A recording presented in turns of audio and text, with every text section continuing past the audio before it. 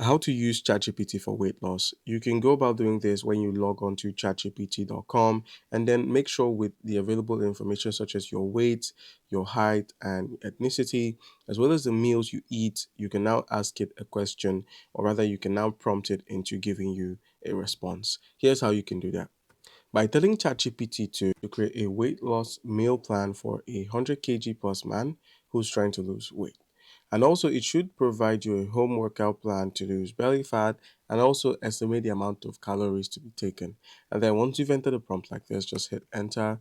And then ChatGPT now is going to give you a realistic diet as well as, a meal plan and a daily calorie target.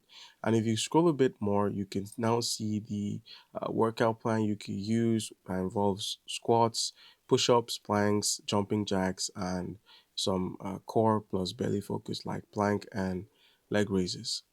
All right, so that's how you can go about doing this.